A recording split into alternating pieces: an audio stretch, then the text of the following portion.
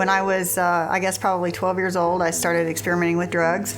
I was getting kicked out of school. I was on juvenile probation for assault charges. When I was 16, I was pregnant with my first son. Before he was born, his dad was convicted of aggravated armed robbery and then a 15-year sentence. So I was on my own 16 with a child that I had no idea how to take care of. In my early 20s, I started doing meth. It escalated quickly, and within 2 years at the time that I started using meth recreationally, within a 2-year period of time, I went from just using it occasionally to running back and forth from Texas and Arizona and bringing back large amounts. And that's what I did for the next 15 years of my life. I would stay sober long enough to have my children, and I just, I would use drugs up until the point that I had to stop, be sober just long enough to have my children and go right back to getting high. And even in those small time periods that I was sober, I never stopped dealing. November 31st, 2016, the inevitable happened and my door was kicked in. 4 of my children were taken into custody that day. 3 of my children were home when that happened. My son was 8 months old. My daughters were 2 and 4. That was probably, I'm sure, the lowest point in my life. They put me in the back of the cop car. The detective that arrested me told me, he said, it doesn't matter if I find any drugs in this house today or not, Rose, I'm taking these kids. I've been watching you for a long time. I know what you do, and you're not living right. You have no right to have these kids in this. He was right. He was right. And I just remember thinking, God, I'm sorry. I'm so sorry. You blessed me with these babies. At that point in my life, I had separated myself entirely from my family.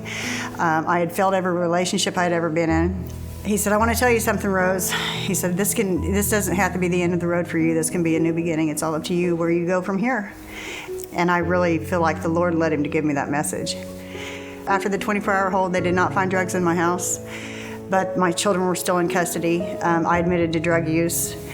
And I didn't have a clue where to go, who to talk to. At that point, meth had consumed my entire life. It was what I did to socialize, what I did to make money. It was everywhere I went, everybody I knew. I didn't have a clue where to start.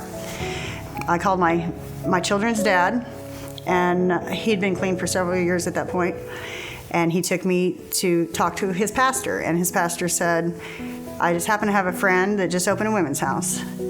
And he gave me her number. I called April. And I remember at the interview, talking to Tim and April, and one of the questions they asked me was, why do you want to come into a discipleship program and not just a recovery? And I told him because I don't need help just overcoming a physical addiction. I need help learning how to live. I don't have a clue where to start. And that's exactly what I got in his hands. April just held me by the hand and walked me through everything. When I first got there, I had charges pending. I had court cases in 3 different districts, 2 different states.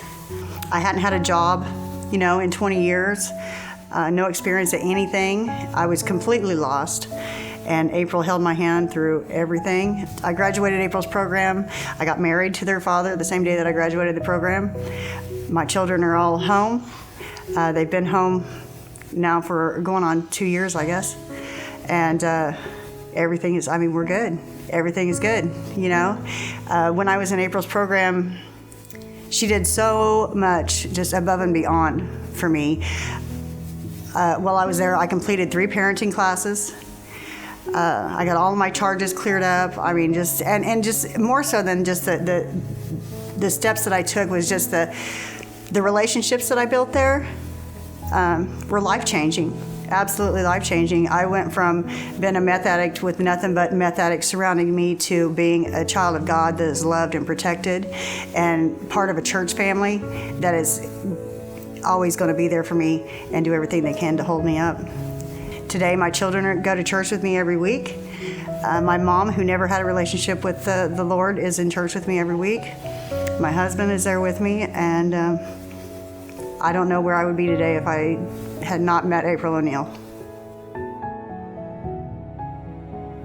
Given to In His Hands is given to way more than just a recovery program. It's a family, it's a family, and I'm still very close with April. I mean, our children play together, our husbands, our husbands hang out together. I mean, it's a family, and it's a support that I will have for the rest of my life. And I mean, I can tell you from everything that April went through with me, there is absolutely nothing that she will not walk through if you're a woman in this program. And it doesn't end just when the program ends. I graduated the program September 16th, 2017, and I still talk to April 3 or 4 times a week, and love her like a sister.